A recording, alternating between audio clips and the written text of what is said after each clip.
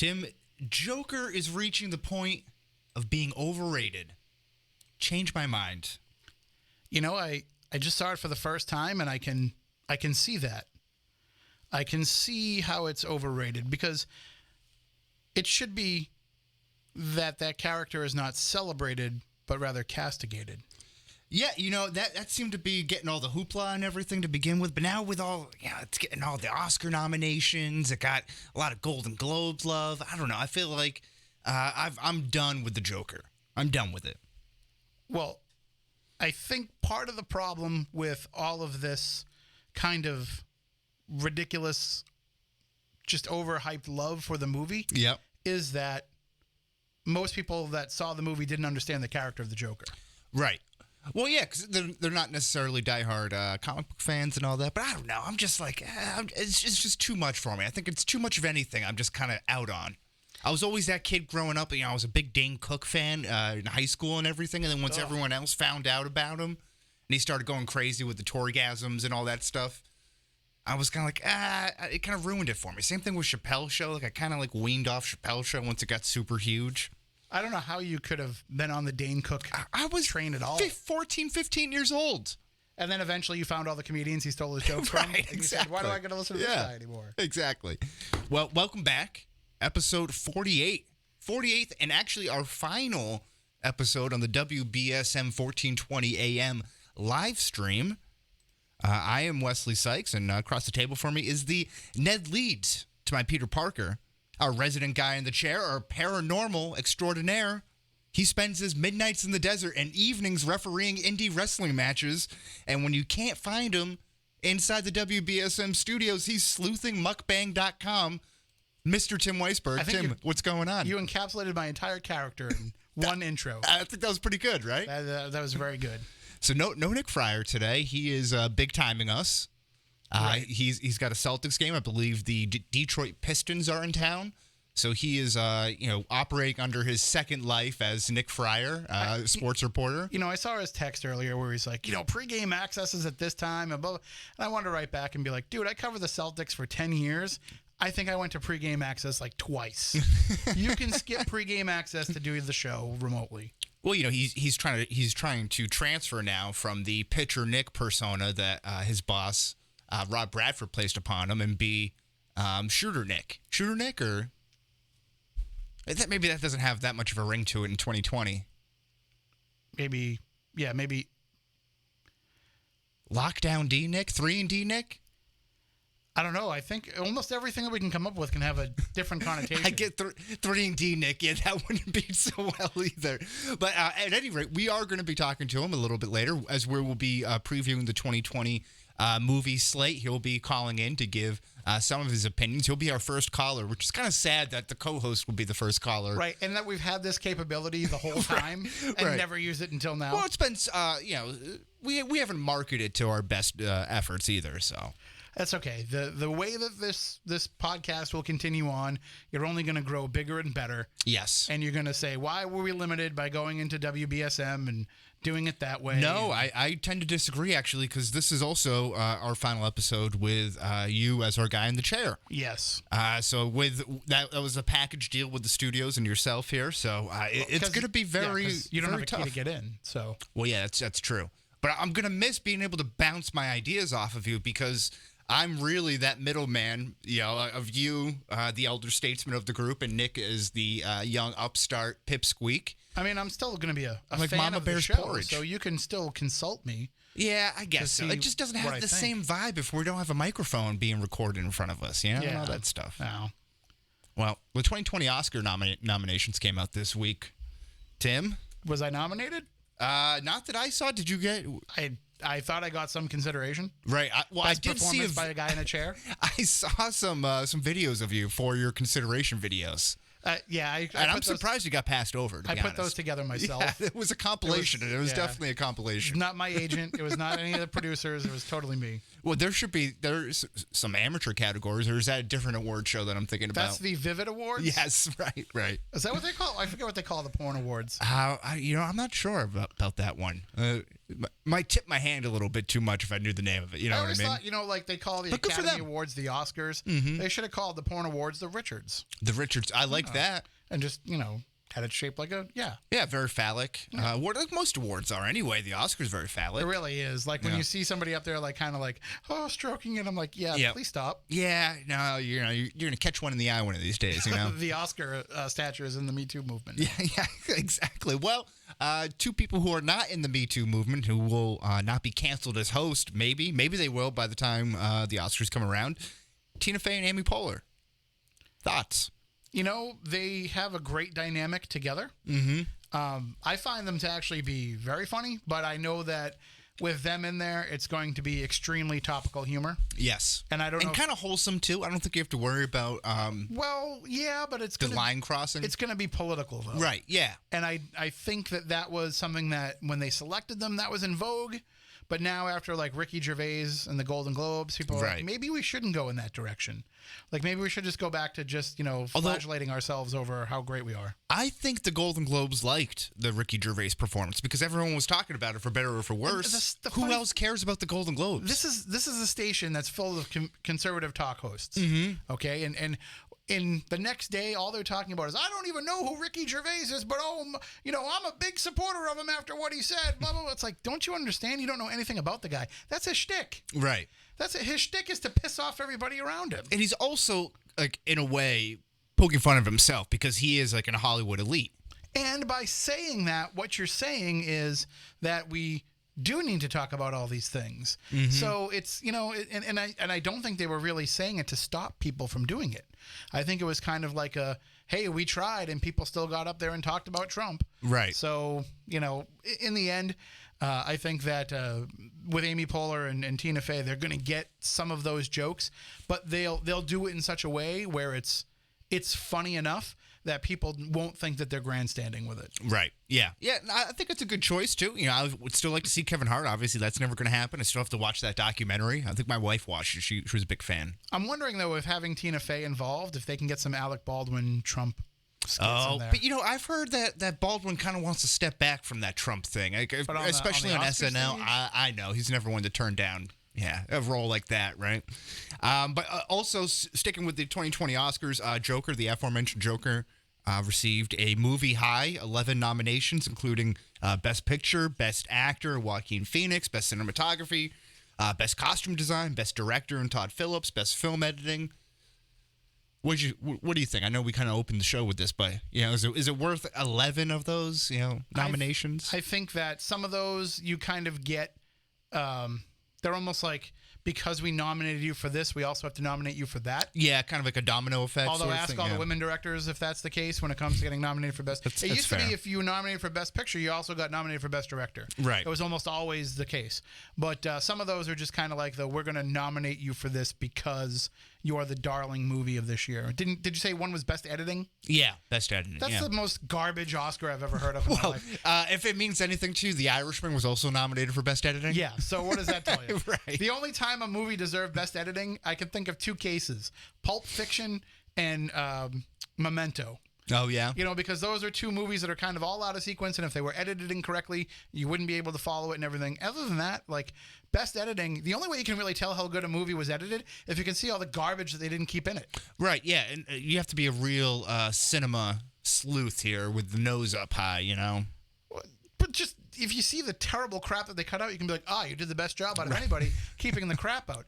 Like, if the Rise of Skywalker got nominated for Best Editing, we would know that that's bogus because we saw it and it was terribly edited. Yeah, okay, I get where your point. So we got some other nominations here, some Best Picture work here. Ford versus Ferrari. You see that one? I have not seen it, but heard good things. Yeah, I'm like 4 months behind in everything in my DVR. Right. And the commercials for it look really good, so it's probably going to be out on video like any day now. Right. Yeah. Okay. Well, we got The Irishman. We got Jojo Rabbit. We got Joker, Little Women, Marriage Story, 1917.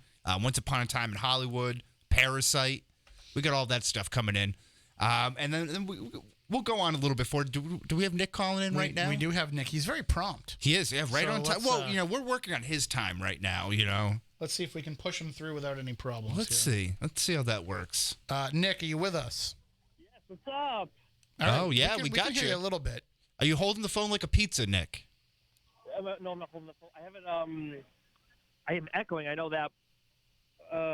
Let's see. Yeah, you might get a little bit of feedback, just based on the fact that we had to push both sliders up all the way to feed you through. Yeah. Yeah, so, we're working with what we got It's here. that terrible garden Wi-Fi in there, and it's bad.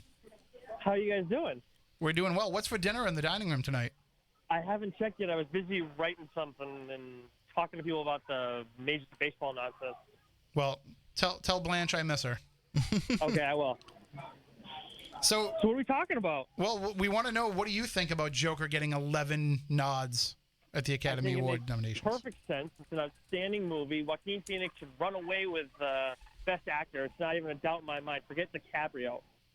Wow. See, I find that I'm starting to get a little sick of the Joker. It's just like a little too much going around over it. I'm just done with it. This is so on brand for you, Wes. It is, it's like it's a good movie. Don't get me wrong, but I don't need it shoved in my face anymore. It's an outstanding movie. What are you talking about? Yeah, it's a good movie. It's a good movie. Oh, come on. All right, so we haven't quite reached that point yet, but we'll jump ahead and get some of your thoughts on the 2020 movies here. So, I got your list here. Thank you very much for sharing that. Absolutely. What are some movies that you're looking forward to this year? Okay, so I'm looking much more forward to Morbius now after we saw the trailer. Oh, really? I'm looking more forward to it. I don't think it's going to be great, but I have hopes of it being like a C. I thought it was going to be a complete flop. Jared Leto, do you have any faith in him? No, I don't. But visually, this looks good. Obviously, we saw the little teaser at the end with Michael Keaton. We see the Spider-Man pop up on the wall. But see, Tim and I were talking about this before we hit the air, and it just seems like such a cheap attempt to try to attach itself to like a winning franchise. Yes. Yeah. No, very bad. It's very overt, from the studio that brought you this. Right. No, you didn't. You co-signed on it. And it was just, I don't know, it was, to me, it looked like they were trying to squeeze way too much out of it. It doesn't look bad. I'll see it. Like I said, it's attached. It means something. I feel about as excited as I did with Venom. Well, we have to see it to take a show. I mean, there's no doubt about it. Well, no, I'll definitely see it. It'll get my money. I'm just not sure if I'll be thrilled about it. So, I'll run through some that I have that I don't think I wasn't ready for when I was looking over the list. Mm-hmm. So, The Invisible Man. That looks really good. Did you guys see the trailer for that? No, I have not. I did. Nick, is it part of this? Is it still part of that Universal Dark Universe? Oh, like the Mummy? I saw when I was looking it up, yeah. Yeah, so they're still trying to go through with that, even though the Mummy was a big disappointment.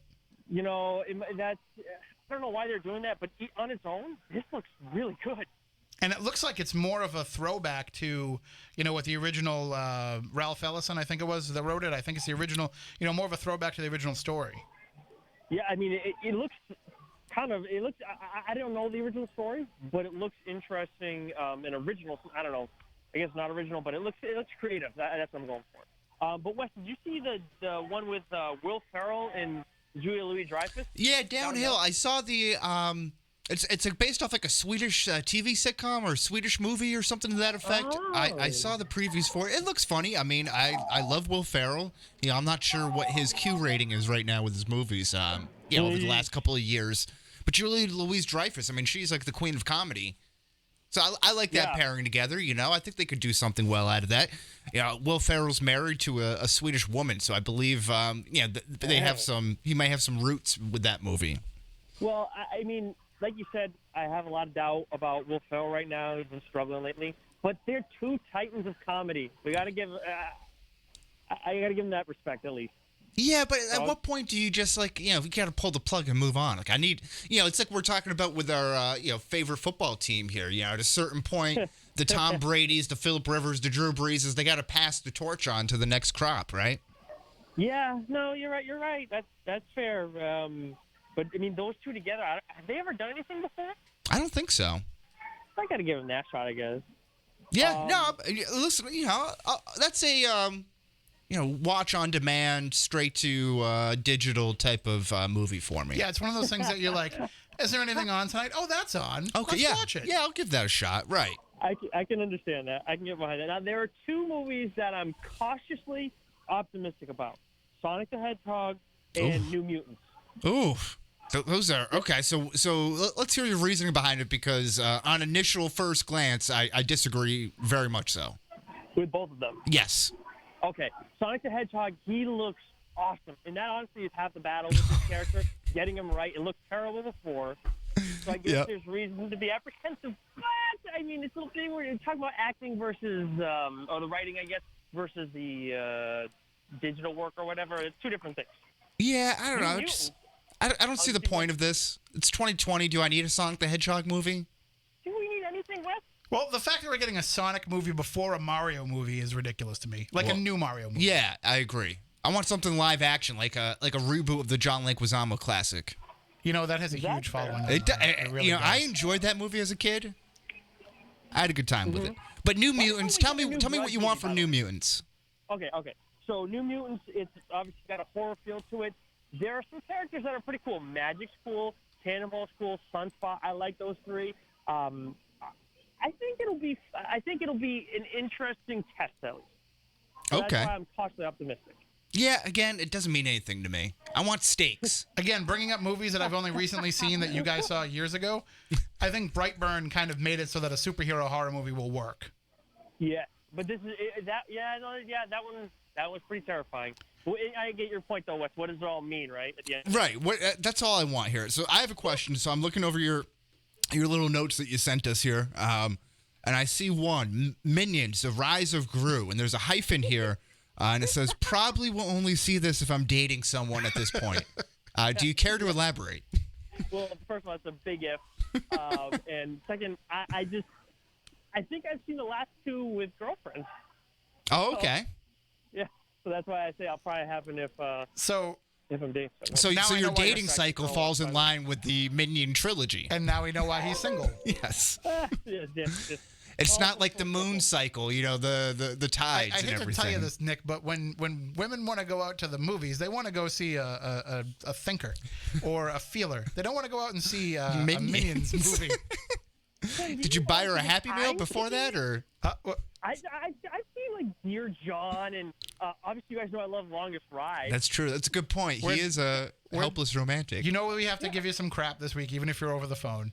Yeah, whatever. We need to see that same reaction that we can't see on the cameras.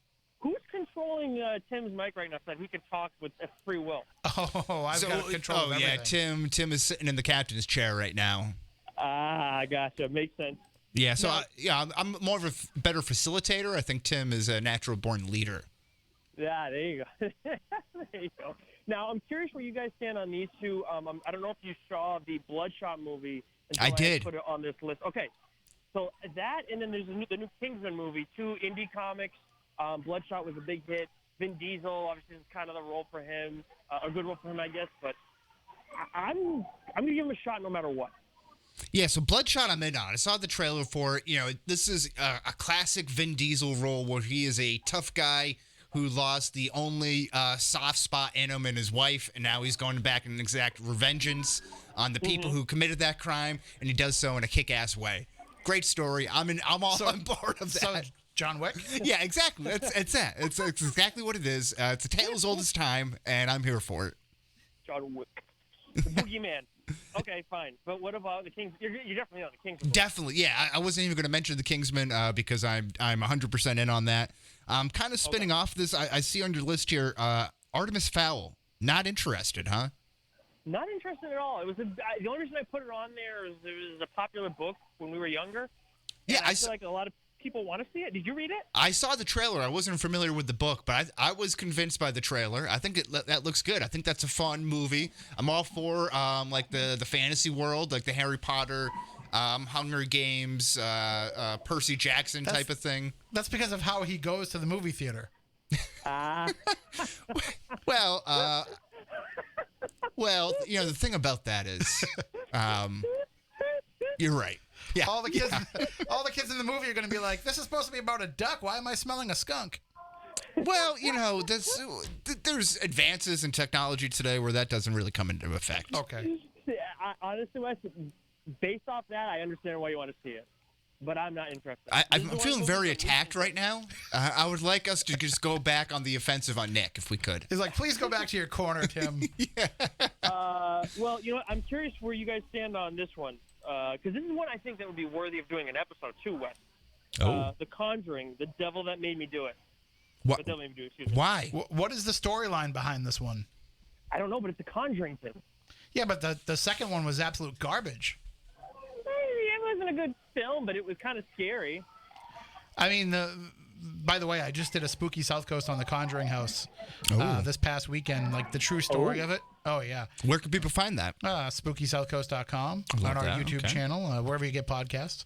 But the more that they're getting away from the original story of The Conjuring, and they're just kind of going into some of these Ed and Lorraine Warren files and trying to make horror movies out of it, I started to get a little bit worried about how much they're milking that franchise. Oh, you're starting to. Saying, but that's what they do in Hollywood, right? Yeah, but this is getting ridiculous. That's what they do with horror movies. They take one good IP and then they extrapolate it out for 12 movies. We have 75 Amityville movies now. Right. So then, speaking of that, where do you stand, Wes, on the A Quiet Place Part 2? Never saw the first one. Apparently, this is like a prequel. It goes back to the very beginning, which I guess is kind of interesting. But, if I could watch the first one. Wes, you gotta watch the first one. I'm just kind of neither. I'm a little tepid. I'm lukewarm on this. I mean, Tim, I wouldn't say that's really scary. I mean, it's kind of scary, but not like it's not a horror movie. It's a thriller. Yeah, I mean, you can kind of take a look at the way that these movies have performed, like A Quiet Place, A Conjuring, where they've overperformed their budget. Right. They've become really, kind of cult classic films. So with a movie like A Quiet Place, give it a second chance. It's when you start to get in the third, the fourth one, and again, it just seems like you're milking it to try to get a little bit more money out of it, that you'll lose people. Yeah. Yeah, I think that's a pretty good analysis. Let's see. What else you got on this list here? What the hell are we getting a new Grudge movie? Why are we talking? Why are we because spending so much time on horror? They came out with the new Ring movie, so they had to come out with a Grudge movie to to make it even. Yeah, just get into Ghostbusters if you want to talk about ghost stuff. Wes, where do you stand on that? I don't really see the point. This is like a serious Ghostbusters. It seems like with kids. Paul Rudd is a saving grace for me in most things, but I just don't understand how the powers that be. That greenlit the reboot, the all-woman reboot of Ghostbusters, and that was ridiculed and lambasted and went down in a blaze of glory. Mm-hmm. And then, 2 years later, they're like, all right, we'll just trot out kids and try to rebrand and repackage this franchise again. I don't know. I think they think the public is really stupid, and I find that a little offensive. You're spot on with this, Wes.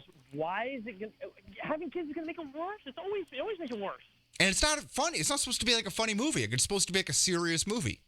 No, I think it's going to be funny. Yeah, but I don't think it's like, I don't know. So here's what I think. When I'm looking at the trailer, I'm thinking it's somebody decided to make a Stranger Things version of Ghostbusters. Yes. And it turns me off because it's like they're really just trying to jump on what they think the audience will like. Right. Here's what I think is the actual case, though, because of what I've been reading from Aykroyd and some of the comments they've made about the script, is I think you actually have a Ghostbusters movie here that's being marketed as this Stranger Things thing for now. Because they're not showing us too much about it. As we get closer to it, I think it'll look more like a real Ghostbusters. It really does have a Stranger Things vibe. Yes. A very big Stranger Things vibe. I think the kids will play less into it. Yeah. Michael, right? Oh, yeah, that's right, yeah. Yeah, actually, Finn Wolfhard's in it, right? Yeah. Yeah. But I'm into it. I'll probably end up seeing it. I'm sure, we'll do an episode at some point on it. There you go. That's what I'm most curious about. There are some on here, obviously Black Widow, we're doing an episode on that. Right, all the Marvel stuff. No Time to Die, we should be doing one. What are ones that I didn't mark as, obvious ones on my list that you want to do an episode on? Well, I like the Tenet, the idea of Tenet. Mm. I think that's like an August or summer movie. That Christopher Nolan and John David Washington. Looks like a good mix to me. Yeah, and I know you had said John David Washington, Tim, is one of your top actors to watch in the next coming decade. Yeah, I think it's a good one for sure. I don't know about Free Guy. I might be, forced to go see Mulan. Because I know the wife loves that. It looks like a good epic film. Mulan? Yeah. You think Yeah. so? I hope so. I could see that. I hope so too. I mean, if you want to do an episode on it, I'm down for it. I don't know. I might have to go see it, is all I'm saying. So if I'm going to see it, then if it's something that you're into, I know you said no Mushu equals no money, but which was nice. I like that alliteration there. I figured you'd appreciate that. The other thing, Birds of Prey and the Fantabulous Emancipation of One Harley Quinn came out with another trailer, I believe, since the last time we were on the air. And I'm just starting to lose interest. We get the real Black Mask now in there and stuff, and it's just I don't know how I feel about it. I'm gonna see it. I'm worried. I don't know. I'm not big on Margot Robbie's accent. I think that who's the girl from Big Bang Theory? Kelly Kuko? Oh yeah. She did the animated version. Sounded way better than I think Margot Robbie does. Mm-hmm. And Cassandra Cain is not a badass, and that's a big problem for me. I don't know. I don't like the look of it. Yeah, I mean, we'll see. Like I said, we'll see it. My expectations are not too high, which usually entering a movie, I think, is probably the right way to do it. Because then it's very easy to exceed those expectations. I can come out with a positive outlook on it. Or if you turn to Dark Phoenix. Right, exactly. Yeah. I mean, maybe I'm just behind in how the characters would all connect, but it just seems forced to me. Like, hey, let's make a Birds of Prey movie, but let's also jam in Harley Quinn because people like her. Right, yeah, and that was the saving grace from the one Suicide Squad movie, which is scrapped now, and they're gonna have another one with pretty much the same characters. It was so great we have to remake the whole movie. I think it made a crap ton of money though. Well, it's like, why don't you just make a Harley Quinn movie and then integrate other characters, but don't make it this whole big thing? Like, learn from Marvel one time. They seem to be going in the exact opposite direction of Marvel, which is good if you're an MCU fan. What's this Gretel and Hansel nonsense? What is that? Gretel and Hansel? Oh my God! I saw it, and I was like, okay, is this like a Jeremy Renner thing again? So this isn't like Hansel and Gretel, right? No. So this is, from what I understand, this is like they're trying to make like a Grimm's fairy tales universe. Okay. Where they're going to explore these movies and kind of make them in. And kind of like a little bit of a twist in the way that we've ever seen it before. I saw the trailer for it. I thought it actually looks pretty good. See, now I see all caps, ha, ha, ha, no way from Nick. Yeah, because it looks gross as hell, and I just think it's... I don't know. I feel like it's going to be gore for the sake of being gory. Well, so... Okay. There's I mean, you guys grew up a little bit later than me, but I grew up in a time when we had, what's her name, Shelley, the one who played Olive Oil in Popeye, the Robin Williams movie. Okay. She had a whole series of fairy tales brought to life. And Silverstein? No. Silverstein? I can't think of her name. Mary Shelley? No, her name's Shelley, and I can't remember her last name. She was in The Shining. She was Jack Nicholson's wife in The Shining. Yeah, okay. So she's very freaky. She had this TV series where they would bring... fairy tales to life, but some of them got like really dark, and they had no problem kind of going down that dark side. And that's what I like about this, is that we've lost a lot of that dark side of the Grimm's fairy tales. Yes, you're going to start with this really freaky story that scares kids all the time, but then what happens when we get into like some of the other stories that are supposed to be like Snow White and Beauty and the Beast, that in actuality are far more terrifying in the story form than they are in the Disney-fied versions. And now I hate to do a little bit of a academic mental flex on you all here, but as an English literature minor, one of the classes I had to take were fairy tales and literature because I missed out on baseball and literature.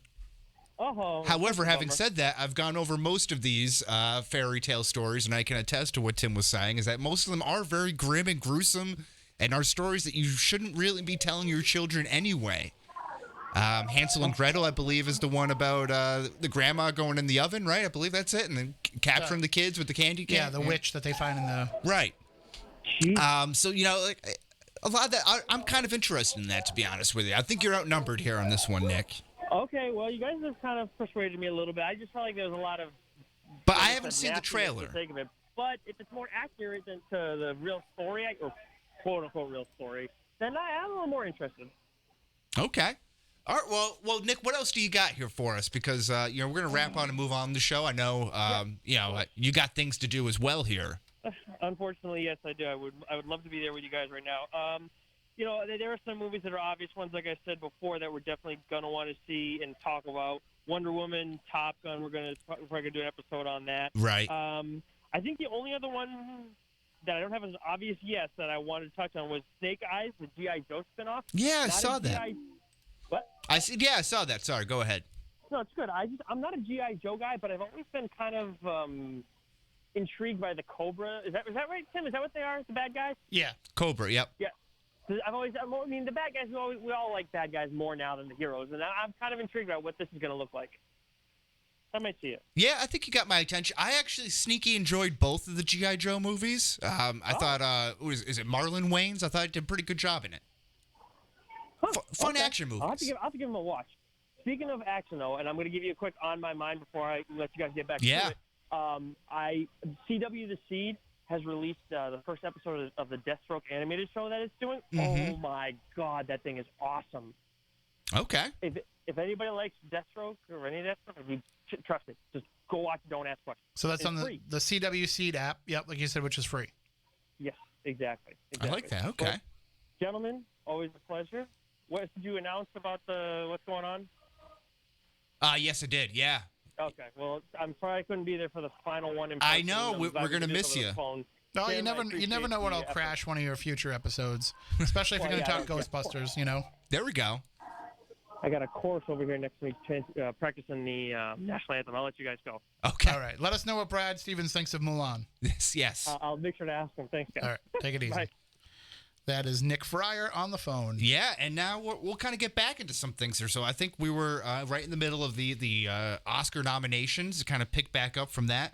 But let's move on to that Morbius trailer. I think Nick kind of touched on it a little bit. Have you got a chance to see it at all? What are your thoughts about it? What do you think? I know you said it's kind of cheap, but... Yeah, I like well, first of all, I was in the weeds a little bit on this. I did not know that Jared Leto was playing Morbius. Oh, yeah. So I was a little bit kind of at first expecting another horror show like his portrayal of the Joker. Mm-hmm. And when I saw him in the character of Michael Morbius, I was like, oh, okay, I see where this is going. Like, yeah. I kind of like feeling, because, I just look at Jared Leto and everything he's in is super emo. And I kind of like having a character that's a little bit emo because he's suffering from this disease. Mm-hmm. So you would kind of be that kind of, for lack of a better term, sanguine person. So, and then when they showed just that little bit of him making the flip, yep, that was like, okay, yep, I will at least see this movie. But some of that cheesy, like trying to tie itself into the Marvel universe, right on the coattails. Yeah, that kind of bothered me. But this is a tailor-made role, if you think about it, for Jared Leto, because he gets to be weird. He gets to be the emo, that emo part, like you said. But he also goes through the body transformation of a really gaunt, frail, sick human into someone who has been recharged with life. And I think you kind of see that even in the trailer, that he's buffed up once he's healthy again. Was that something he physically did? I don't know. I'm not sure about that. He's one of those kind of guys. Yeah, exactly. That was my thinking on that, is that he takes any opportunity to really fully commit to the role, a la sending co-stars of the Suicide Squad used condoms in the mail.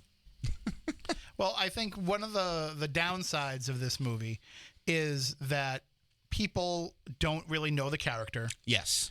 They really don't know the character outside of Spider-Man, which is a shame because when they tried to have him be his own character, he was kind of like that anti-hero. Right. And it's kind of similar to what they did with Venom, where it's like, let's take a villain and make him the hero.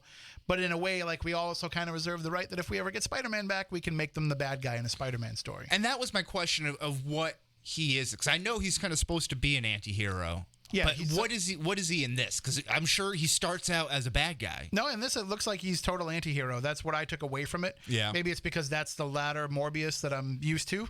So I'm thinking that that's the way they're going with it. And also, can you make him a bad guy if there's no good guy for him to fight? And there's no good guy right now in any of these movies that Sony's putting out. So I think that it works in that regard because people since the 90s will always get behind an anti-hero movie. Mm-hmm. So I think that's going to kind of help it out a little bit. Now you say since the 90s. Well, we had a lot of like anti-hero movies that came out in the 90s. I see. That kind of set the tone for what came in the future.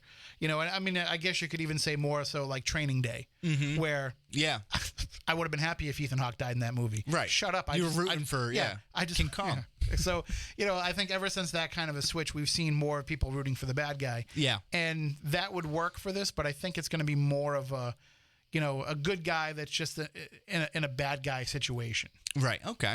I like that. Okay. Little bit of last bit of news here before we move into the rest of our 2020 movie slate, as we're kind of jumping around here in this episode. But Doctor Strange 2, The Multiverse of Madness, loses director. Scott Derrickson, who directed the first Doctor Strange film, has apparently mutually agreed to part ways with the MCU. But after some digging, so that was like the first press release that I saw, and I think he had confirmed this, and we mutually agreed to part ways. After doing a little bit of digging, there's a rumor swirling around the internet that the two parted after Kevin Feige allegedly mandated that Scarlet Witch be the villain of the movie. Derrickson, who has some horror movie credits under his belt, allegedly wanted Nightmare to be the movie's antagonist, and also reportedly wanted to kill off Rachel McAdams' character in a cold open scene, kill off Wong, and destroy the Cloak of Levitation. Now, Feige allegedly has huge plans for Scarlet Witch, stemming off the WandaVision movie, which has been bumped up to this year from 2021, and there's been no director attached since this is all kind of fast-moving within the last week here. Your thoughts on all of this? I don't know if I believe any of it. Okay. Because it sounds like people are thinking way too hard about Doctor Strange. Sure. Nobody cares that much about Doctor Strange. No, see, I think he is a real linchpin for this next phase. Well, because you need him, because if the weirder you're going to get with him, he's going to be your with the more phase, you can do. He's the character that you need to kind of be the guide for the casual audience to go through. Right. And yeah, so some of that stuff, with destroying the cloak and killing off Wong and all that, I can see that being a bone of contention. Mm-hmm. I can't see Feige saying, like, we're going to put Scarlet Witch in this movie, and he's like, no Scarlet Witch. Like, come on. Well, they wanted her to be the villain. Yeah. Which I'm not sure how that happens and how that works out, how that plays off of, what happens in WandaVision and everything. I just think that it's weak to think that they want to put this character in so the director is going to quit. Like, yeah, they're writing a pretty big paycheck. You're going to get a lot of residuals from this movie. Oh, sure. So you'll probably be slated for a third, if whatever happens. I don't think that that's going to be what makes a director leave the film. Yeah. Well, we saw that was, allegedly the case with J.J. Abrams and Star Wars, right. With that Reddit rumor, and that wasn't enough to this just sounds like somebody's taking that rumor and applying it to the MCU. It's kind of similar if you think about it. And I think the big issue was diversity. In fact, there was almost a line-for-line quote that I saw from that original Reddit post on the Rise of Skywalker in this one, where J.J. Abrams apparently said to, who was it, Kathleen Kennedy. Kathleen Kennedy, yes, the showrunner for Star Wars, saying, well, why don't you just put Lucasfilm on top of it? And, written and directed by Lucasfilm. They said the same thing. Apparently, Derrickson was like, well, why don't you just call this movie Scarlet Witch then? And it's like, that sounds very similar. Yeah. I mean, I just don't think that any of these characters are important enough to fight over. Right. So... And also, you can't have a real vision for a Doctor Strange movie where you can't be like, well, I think one more character is a bad idea, because you're going to get a piece of the action figures, you're going to get what I mean, the lunch boxes, everything. Come on, a spin-off cartoon series. All Feige, that if you need a director, I'm available. Yeah, exactly. And I'll do whatever you want. Yeah, you just tell me, just boss me around, bosser. Yeah. So, what I think is interesting too, we're in the post-Endgame era right now. There's not a lot of, big buzz for the upcoming MCU movies. Zero excitement for me. Black Widow, you got the Eternals, you got some other things kind of later off in the works. You get, with the Disney Plus stuff, but not a whole lot of buzz. So I think you're going to kind of see this stuff almost a la the NFL. When you get into that offseason, suddenly there's a big scandal every single offseason. Yes. And it's kind of convenient how that works out to kind of drum up, the news cycle and keep the NFL in the forefront of the conversation. I wouldn't be surprised if these rumors are getting floated out, from Marvel, just to kind of keep conversation going. Remind people, hey, we still have movies coming out. Right. They won't have Robert Downey Jr. in them, but you'll like them. Right, exactly. So, I think that's kind of a rogue, guerrilla tactics on how to, guerrilla PR tactics. I think that's what the term would be. This is basically what the Marvel universe right now is like if The Walking Dead, killed off Carol and Daryl. And we're like, you just have to like everybody else now. because we're taking all the last remaining semblances of the original series and we're just giving you everybody else. It's Aftermash. Yeah, it's all the ancillary characters get pushed in the forefront now, right? So let's pick up where we left off when we were talking with Nick about our favorite upcoming movies. And my computer was sticking right there for a minute. Okay, so some of the movies we had already mentioned we'll run through here, but I'm just going to run through from January down to December. Sure. If there's anything you want to add in, please let me know. Bad Boys for Life, Will Smith, Martin Lawrence, Michael Bay, third movie. I'm in. In or out? I'm totally in. Yeah, right? That's just good old clean fun, As right? much as Michael Bay has, annoyed me in the last decade, it's going to be a fun movie. It's going to be, the color palette's going to be very oversaturated. There's going to be a lot of explosions. You're going to get a lot of MFers between Martin Lawrence and Will Smith. But some very funny one-liners. Right. And Martin Lawrence needs it, but Will Smith needs it too. Yeah. You know, they're both in a position where they could use a hit. Martin Lawrence way more so. A little than bit Will more Smith. so, yeah. A little bit more so. This was released on the 10th, across nationwide. I think it was open in select theaters a little bit before, but 1917, it looks fantastic. Just been hearing great things. One of the reviews that I saw, a friend of mine wrote that this is the movie that Dunkirk should have been. Oh, yeah. Okay. So, and Dunkirk was a great movie in its own right, so.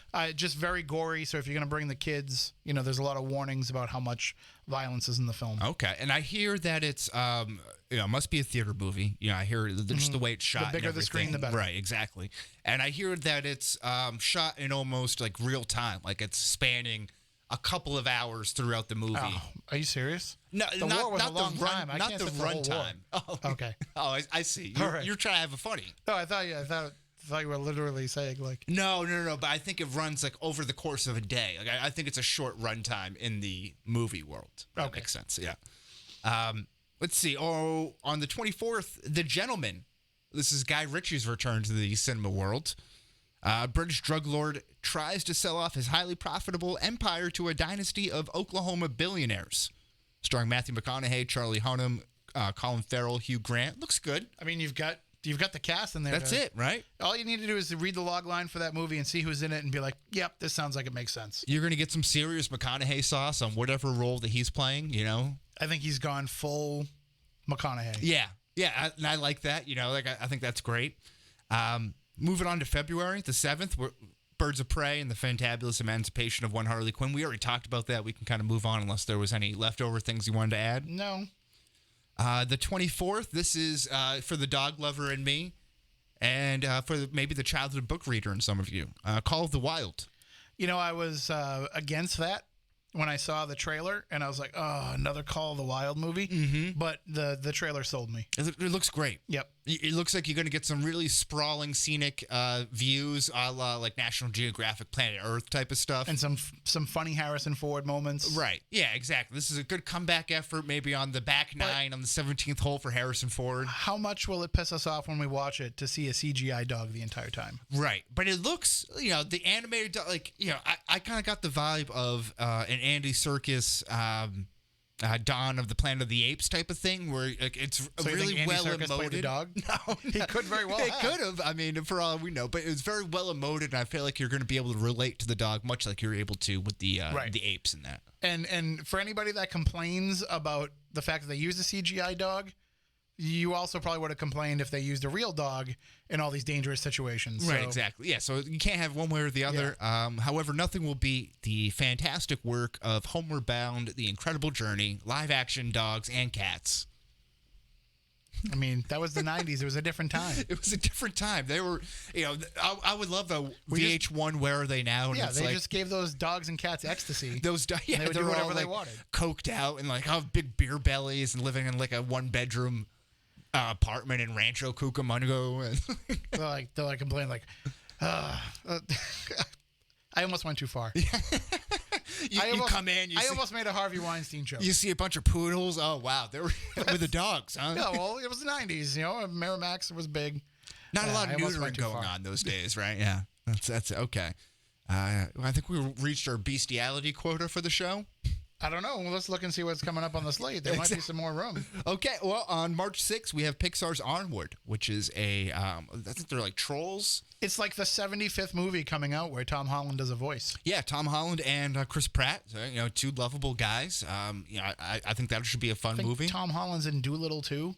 Is he in Doolittle? Yeah. I'm pretty sure. We won't be referencing that, which is coming up very soon. There's a lot of voice work coming up for him. Good for him. He must be in that awkward teen stage where he's getting zits. So they're like, we'll just have you do voiceovers. Yeah. Well, no, he's older than that, though. He's like in his 20s. Wow. I was just making a joke. Oh, now that was the funny. That was an attentive one. Yeah. That's my bad. On the 13th is Bloodshot. We mentioned that. On the 27th of March is the live-action Mulan. We got that. That'll be on Disney Plus 3 weeks later. Right, exactly. Aladdin, I think, is on Disney Plus now. I haven't watched that one yet. New Mutants comes out April 3rd. We have No Time to Die on April 10th. I'm really excited for this. What's supposed to be the final James Bond movie. We'll see if that holds up. The final James Bond movie with Daniel Craig. Oh, yes. Yeah. But it's like isn't it the 50th anniversary of James Bond or something like that? Oh, well more than that. Yeah. But they're going to... The 25th movie of the series. I thought it was some like landmark. But they're going to move in a different direction going forward. But I like the idea of Rami Malek as the villain. Yeah. To me, he always looks like a villain anyway. Mm-hmm. So yeah, I think he kind of has that vibe. Yeah, it's going to be, and to have like this, like, for lack of a better term, weakling guy it's kind of like what I like in my Bond villains. You know, I like them to be these cunning, grandiose ideas that could never, challenge James Bond one-on-one, but they have to try to outsmart him, which I think is very interesting. Yeah, absolutely. And if the world isn't in peril, then it's just not interesting enough. It's got to be the full world. Right. That's how high the stakes have to be. I hope so. Hopefully, be no time to die for right now. I mean, it'd be no time for... Now's not a good time everybody to die. Right. So it could be a real global thing. This one looks like a little bit of a fun movie because on my list, there's a lot of dramas, there's a lot of action movies, there's a lot of Marvel movies. Not so much comedies on here. Also, I didn't see a whole lot of trailers for comedies, too, so that also might be a part of it. But one that I did see is Bad Trip. It's starring Eric Andre, Little Ray Howery, and Tiffany Haddish in what's like a Jackass-style movie, which Jackass 4 is also supposedly going to start filming. Like just they're going to go out there like guerrilla style? And it's a prank-style show set up almost like if you've seen the Between Two Ferns movie. Well, yeah. I haven't seen it yet, but I get the idea. Yeah, so it's like there's a very loose story-based Bad Grandpa and centered around these pranks that are supposed to be like real life pranks. It's basically it's mixing the Jackass style with the Borat style. Right. Yes. Yeah. Yes. Thank you. Yeah. Yeah, I could see that being with the people that are involved. I could see that being pretty entertaining. I think Eric Andre is hilarious. I love Little Ray Howery. I'm not as involved with or been around Tiffany Haddish as much, but I hear good things about her. I've just seen her like hosting SNL. She's been funny in those situations. So yeah, you got a good cast there that can make that work. Moving on to May, we have Black Widow. Obviously, I think I'm excited for that. Almost out of lack of interest in almost anything else. I think that just kind of takes the cake. On the 29th, we have Disney's Artemis Fowl, which we talked about with Nick. I don't know if you've seen anything about that or heard anything about it. I know of the book series, but it's past my time from growing up. I just remember seeing the books like on the bookshelves. Right. I'm sure that it'll have a huge following, but with a lot of these stories that they've tried to bring it, they catch them too late. Yeah. After the books are really popular, and so maybe the movies don't do as well. I think this was supposed to come out last year from what I was looking at. I think, whatever that's if you worth. Look at like, they think that we can just be the next Harry Potter series. Right. But the thing about Harry Potter is it was during the active release of the books. Right. Where they cashed in on that. Yeah, it was still at the height excitement. of its popularity. I hear you on that completely. Moving forward to June, we have Wonder Woman 84, Top Gun Maverick. As an 80s guy, does Top Gun interest you at all? Oh, yeah. Yeah, oh, absolutely. The first movie was like one of the first kind of adult-themed action movies that kids my age saw. Mm-hmm. So, and everybody wanted to be Maverick, which I never understood. Really, you want to be Iceman. Yeah. Why do you want to be the guy that always gets in trouble and all that? Like you want to just be the cool heel, like that's who you want to be. But whatever. But I think everybody that saw that movie in the 80s was dying to see some sort of a sequel to it. Mm-hmm. I just hope that it's not way too late in the process now. Yeah, maybe you bring your kids or something and say, hey, this is cool. Then you go back and you watch the original one or whatever. It could be a cool nostalgic moment for people. It also could have been really hilarious if they went the other direction with it and they made it like a comedy. Right, kind of making fun of like the homoeroticism and everything. And the Maverick just never grew up. Yeah. Like he's still like I'm a badass. And everybody's like, you're not a badass. You're 40 years old. You did one barrel child roll. support. Yeah, you did one barrel roll 35 years ago. Yeah, exactly. Okay, so July we have Tenet and Morbius that I mentioned, so we already talked about those. In August, on the 24th, and an otherwise kind of light month, I put this on here specifically for you. And thank you for doing so. Bill and Ted Face the Music. Can't wait. Yes. It's going to be awesome because part of the reason why I think this is going to be better, people didn't like Bogus Journey. I liked Bogus Journey, but I think people didn't like it. It was kind of rushed out to capitalize that was on the like success of the first Socrates movie. and everything, right? That was the first one. Okay. This is the one where they played games against death through most of the whole movie. That's right. Oh, that was a funny one. I liked it, but a lot of people felt like it was kind of just rushed. And with this, I know that Alex Winter and Keanu Reeves were very involved in the scripting of the movie and in kind of like making sure that they had their imprint on the characters once again. And the funny part about this is, like, Keanu Reeves has no reason to do this film. Oh, yeah. Like, his Q rating couldn't be higher. He has no... Yeah, exactly. But he's doing it because he thinks it's going to be a fun movie to do. So that gives me hope that it will be a great movie because he's doing it just because he's sold on it. So I think not only will it be fun, but I think we'll see kind of a... I don't want to say use the word reboot, but we'll see renewed interest in Bill and Ted stuff. Right. Okay. I like that. I'm definitely behind that. It'll be hard without George Carlin, though. What's that? It'll be hard without George Carlin. Yeah. Because how can you... I mean, even though Rufus would die eventually, it's a time travel movie. Right, he would be fun. Yeah. But I've heard rumors that they do work him into the film. They get some CGI or some that's ghost probably something Tupac like Shakur type stuff. Could be. September, a couple of movies. The Kingsman coming out on the 18th, which we talked about. I think that's going to be a prequel, like a very early prequel, which I'm kind of excited about. And then the 25th. So this is... I didn't see a trailer for this, so there's not much information out about it, but it definitely caught my attention. The Many Saints of Newark. Now, again, it's supposed to come out September 25th, 2020. A prequel into the life of Tony Soprano. It's starring Billy Magnuson, who was the dumb blonde guy from Date Movie, or Date Night?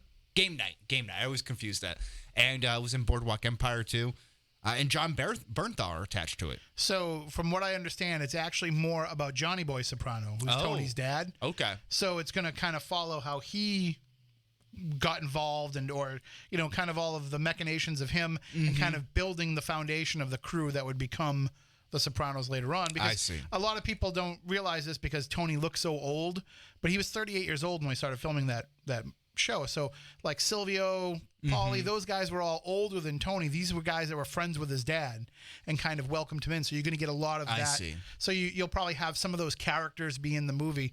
And I know that Gandolfini's kid is playing young Tony. Oh, that's awesome. So it should be really good. I mean, how long have you had now, David Chase, to write this movie? You're like well over a decade. Yeah, so. and it's my concern the same concern that I had with El Camino, and not so much with Better Call Saul, but to in effect when that first came out, it's like can these movies, these cult TV shows transition into the big screen or into another property? I think El Camino did because it did it.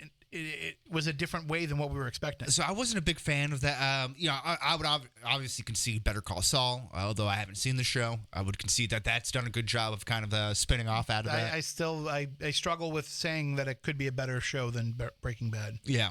But I thought with El Camino, it's like they didn't try to give you a sequel. Right. They tried to give you a story that they could tell without changing the story that they already told and still kind of have that little fan nod. Yeah, exactly. And I think that this might be kind of the same thing. Yeah, so I'm definitely, it has my attention. I'll be interested to see how it comes out. Do they still sell CDs in stores? I think they used to do that. I think they do. Like if I walked into the store and I saw like the soundtrack CD and I flipped it over and there's Journey, Don't Stop Believin', I'd probably throw the disc and refuse to see the film. Well, yeah, for many other reasons aside from that being the final scene of The Sopranos, and one of the worst songs. Right, one of the most overused songs. Yeah. Anyone who's been in a high school hockey rink. Like that's it's not a bad song, but it's like you said, it's overused. Yeah. Again, as we're getting back to the Joker thing from the top of the show, too much. You reach a saturation point. Yes. Yeah. October 2nd, Venom 2. Much like Morbius, okay. If Tom Holland's in it, I guess that you got my attention a little bit. We got Woody Harrelson as Carnage, so how that dynamic works out. So I have the T-Mobile app, and the T-Mobile app does what they call T-Mobile Tuesdays, where they give you like these little rewards every Tuesday. Like you get a free taco at Taco Bell. Sometimes it's a free Whopper. That's cool. You get all these little rewards for being a T-Mobile customer. Now and then they give you a $5 movie coupon. So you can go see a movie for $5. Mm-hmm. That's what I'm going to use to go see Venom 2. Okay, so I know how you feel. I kind of want to see it in the theater, but I don't know if I want to really invest $16 in it. Right. Nice. Well, that's good. What's his name? Johnny Laguerre? Is that the CEO of T-Mobile? It makes me want to switch companies. Yeah. You don't like it? No, I don't like him. Oh, right. I don't like him, like, always wearing the magenta, and he does this thing on social media, Slow Cooker Sundays, where he makes food. It's like, it's too much, guy. Hey, take a day off. Yeah. I got you. On November 6th, The Eternals. I don't know how I feel about this at all. I have no idea either. This is supposed to be like a Roman god, Greek god type of thing for the MCU universe. I like it. I'm not familiar enough with the original property. Right, exactly. So is this going to be serious? Like, what's going to be the tone of this? You know, well, I need to see some trailers. You know, you're going to have what's his name, Jon Snow in there, and Kumal from yeah. Did you see how ripped he got? Yeah, he got ripped. Ridiculous. Yeah. From Silicon Valley. Yeah, thank you. Ridiculous. Who else is it? Who's Angelina Jolie? So again, like these aren't like Kumal is a funny actor, but you know, like I don't know, how does it all work? How's it all going to come together? Marvel's kind of lost the automatic ticket from me. Yes. You know, so let's see the trailers. I think that's a good way of putting it. Although this might also be, you know, one of those like better to see it on the big screen kind of movies. Right. Yeah. On the 13th, we have Deep Water. Don't have much information about this movie, but it's starring Ben Affleck, and here is the tagline. A well-to-do husband who allows his wife to have affairs in order to avoid a divorce becomes a prime suspect in the disappearance of her lovers. So now I'm just immediately thinking Gone Girl with like the Ben Affleck thing to it. So I kind of like these, crime thriller sort of things. And I think Ben Affleck has done some good work outside of the superhero genre in recent years. It just sounds like a Ben Affleck movie. Yeah, exactly. Like I like The Accountant. Like I thought that was a fun action movie. It's a very rewatchable movie whenever it's on TV. It is what it is. It's a good movie. I mean, some of his movies that he has been making outside of the superhero movies, it reminds me very much of like the I can't think of it, the John Grisham movies of the 90s. Yeah. Although those were all legal thrillers, like tying them all together. But kind of like one of those movies where, like, I'm not really that excited for it to come out, but I'm going to watch it and I'm going to be entertained by it. And if it comes on TV again, I'll probably watch it. Exactly. Yes. You know, it is pizza. It is cold pizza. It's like dollar pizza. You know what you're going to get. You just need sustenance, and it's going to be kind of enjoyable, and you're not going to regret it by the end of the night. Yeah. When you watch it, you say, well, that's pretty decent. Yeah. That's why you go back the next night when you're drunk, you know, that sort of thing. And then when it comes on again, you say, well, I'll give it a second watch just in case there's some stuff that I missed. And then that's probably it. Mm-hmm. Yeah, exactly. In December, there's a couple movies that are coming out that you know you would imagine to be kind of Oscar-worthy, you know, award season, that type of thing. This movie I'm not really too sure about. It's called Samaritan. It's coming out on December 11th. It stars Sylvester Stallone. I won't try to say his shortened name. A sci-fi fantasy about a kid who locates a superhero who's supposed to be dead after an intergalactic battle like 20 or 30 years ago. This could be really interesting, or this could be like one of the worst pieces of shit ever made. It sounds to me like it's Eddie and the Cruisers 2, like the superhero version. Right. Where like, I'm a kid, I always loved this superhero growing up, and oh my God, I accidentally found him at the mall. And he's like homeless. Yeah, it's like the homeless violinist. Aren't you this guy? No, kid, leave me alone. I used to be. No, not even that. Like, just a I guarantee you, I haven't even seen a single thing about this movie. I guarantee you that, like, he'll be the same. He'll look the same. He'll just have a beard. Yeah. Like, that'll be how they. I haven't heard that name in years, kid. Yeah. Yeah, so I think that could just maybe from a pure humor standpoint. And that could be what it is. That could be the kind of movie that it is. Right. And then this one I think could be, there's two coming out on Christmas Day that are kind of like that. I feel like kind of have that Oscar feel to it. The News of Tomorrow, starring Tom Hanks. It's a Western about a traveling newsman who stops by a local town to help rescue a kidnapped girl. So Tom Hanks in Western? Yes. Yeah, I'm sold. Yeah, right. And I'm not big on the Western vibe too, but Hell or High Water, you know, when it's done right. What's the other movie with No Country for Old Men? Yeah. Yeah, so like that type of thing, like I'm there for. And then the Tomorrow War. So 2 movies coming out on the same day with Tomorrow in the title. Tomorrow. This is starring Chris Pratt and J.K. Simmons. Maybe not the Oscar buzz that I actually hyped this up to be. It's a futuristic war movie that may deal with time travel. Chris Pratt, J.K. Simmons, they get drafted into a war. And I'm there for it. I'm going to make a prediction that Donald Trump will see that movie on Christmas and the next day announce the time travel force. Oh, see, I would be all for that. Yes. Listen, if they can figure out a way, it's probably better to have the force ready to protect it, just in case. I saw Time Cop. I know what can happen. Well, I was just going to say, just don't show him Looper, because that could be bad news. Have you ever seen Time Cop? No. That's like the definitive time travel movie of bringing out like every possibility of every bad thing that could happen from time travel. Okay, so so don't show that to him. Yeah. Butterfly effect. That's a little different because that's on a minute level. Right. Like Time Cop is more about, I'm going to go into the future and get technology, bring it back and become a billionaire. Speaking of the butterfly effect, Ethan Suplee, are you familiar with him? Yeah. Have you seen him recently? Saw those photos. Ripped. Yes. Good for him. He could be like an NFL lineman now.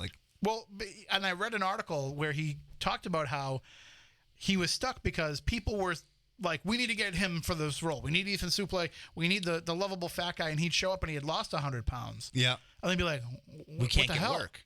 So he was kind of stuck on that in between. So he actually was ballooning up and down. He was gaining weight for the roles. Yeah. Yeah, he was yo-yoing a little bit because of, just trying to find work. And so now his attitude is like, this is what I look like and this is how it's going to be. So you'll just have to cast me. Like, looking at him, I'm like, dude, somebody's going to hire you. Don't worry. Yeah, you totally opened up this whole new genre for him where you could be this like badass kind of villain type. And looking at him and the photos that he shared on social media, if they wanted to make a movie about Triple H, he's got the role. Oh, yeah. He looks just like him.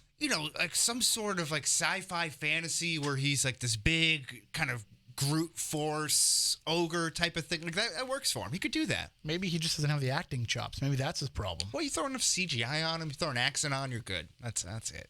I was just hoping for a My Name is Earl reboot. Yeah, there we go. That was a great show. It was okay. Well, I didn't watch enough of it. I think the first 2 seasons were great. After that, it kind of went downhill. Okay, so what's been on your mind here? You mentioned something to me on HBO yes. that really sparked my attention. I watched the first 2 episodes of The Outsider last night. Yeah. Oh my God, was that fantastic.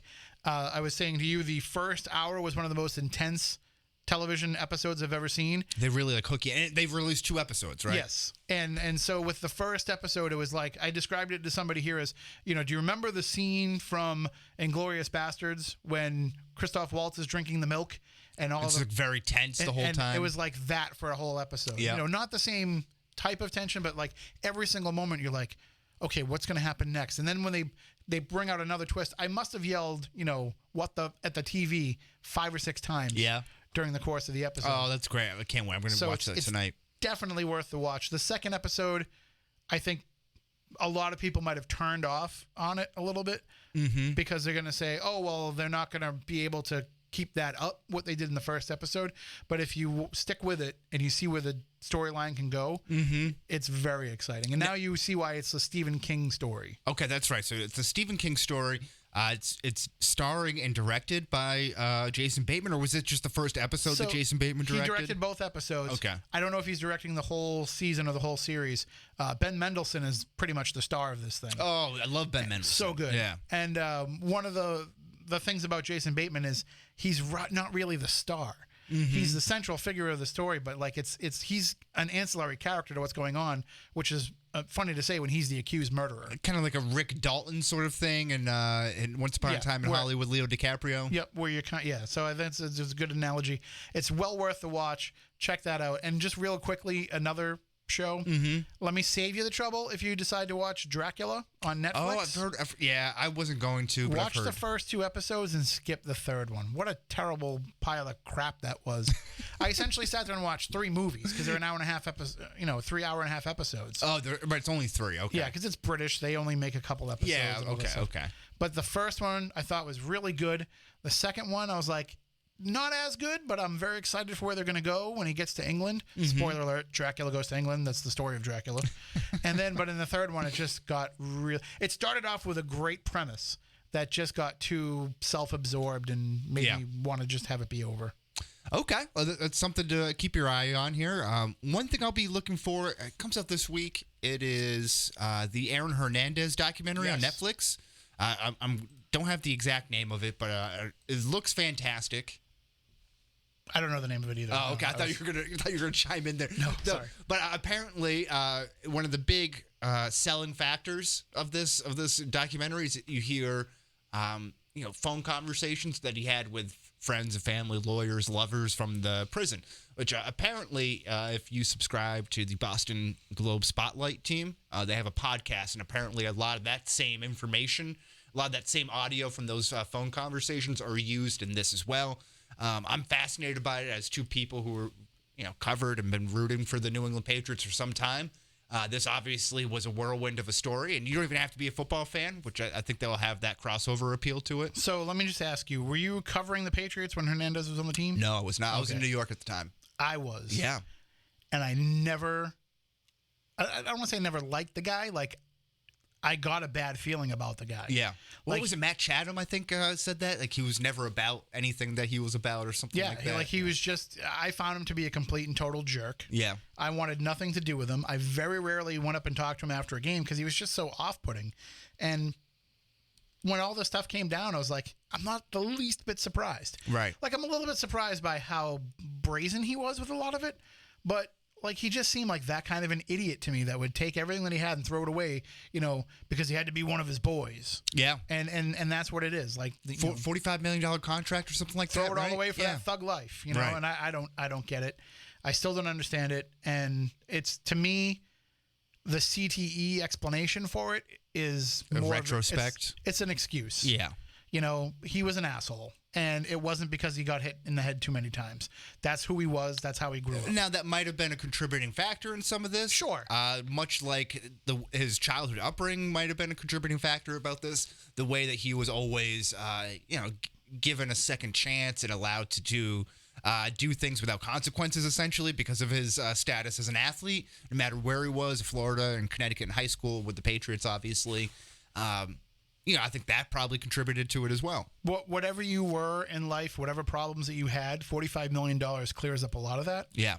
And you just have to be self-aware enough to say, okay, I don't have to be that person anymore. Right. Like, nobody should ever be that person and be happy being that person.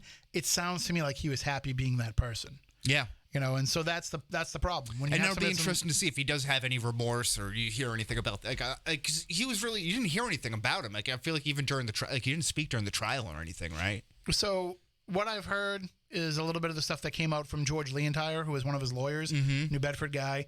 And yeah, that's right. Yeah. He would talk a lot about like how it weighed on him and the way that he was reacting to it. But how it weighed on him, Hernandez. George, or Hernandez? Okay, on Hernandez, how much it, these accusations hurt him, and he, that's not the guy that he was, and all this kind of stuff. But, I just look at him sitting there with that stone face in the courtroom, and I'm like, no, that's the guy he is. Right. And sorry if I'm making judgments based on my locker room interactions with a guy, but sometimes you can just sense when a person is not a good person. Well, as little of experience that you have dealing with them, and I would say anytime that you talk to someone in the locker room, we've both done it before. It doesn't mean you know them by any means, but you do have more of a one-on-one experience than I do. Right. Or Joe Schmo but does. People always ask, and I'm sure you hear it. People always ask, "What's Tom Brady really like?" I don't know. Yeah. I can tell you what he's like in the locker room, which is exactly like he's like when you're seeing him. Yeah, it's all a show. Yeah, like whether the camera's moving, on you or not. Like, there's stories that I'm sure you and I could share, and we could tell people, but not for public consumption, about what some of these guys are really like. Yeah, behind the scenes. Like, I'm not afraid to say this. I always thought Teddy Bruschi was a jerk. Oh, really? You know, everybody loves Teddy Bruschi, and I loved him as a player, but I always thought that he was a little rude to people in the locker room. Mm-hmm. You know, kind of like, oh, I'll get to you when I get to you. Like, no, we've got a job to do just like you had a job to do, But that's probably just, he probably turned me down one time for an interview, so I'm bitter. You know who else was a jerk who, not of the stature of Teddy Bruschi? Greg McElroy. Yeah. He was the third string backup quarterback behind Mark Sanchez and like Tim Tebow on the New York Jets. And just the smuggest guy. He had a high Wonderlic score, obviously Alabama kid, like very smart kid. And just very would talk down to you if you screwed up a question or worded something wrong. He would chastise you for it and then not answer the question. So he was play ball, taking his frustration with his position out on you. Yeah, and now he's in the media. Now he's on College Football Today or something. The only player that I've ever had problems with. And, I got into something with Richard Seymour once. We worked it out. I got into something with Rodney Rogers from the Celtics once. We worked it out. But the only player that's ever been a total ass to me was Justin Kirpakis, a third-string Patriots linebacker, like in the mid-2000s. Yeah. And he tried to start a fight with me and another writer at a bar, saying that we shouldn't have been there. We had no business being there because they were there drinking, and literally tried to start a fist fight with us. Oh, jeez. And it was Jim Miller, who was the third string quarterback, who came over and saved us. Wow. Because he would have destroyed us. Oh, of course. Yeah. So, yeah, right. It's not like I have any delusions of grandeur, like I was going to fight an NFL linebacker. Right. Well, yeah. Well, that's Tim. I can't believe we're wrapping up here. I'm not going to say goodbye. It's just I'll see you later. And you will. Yeah.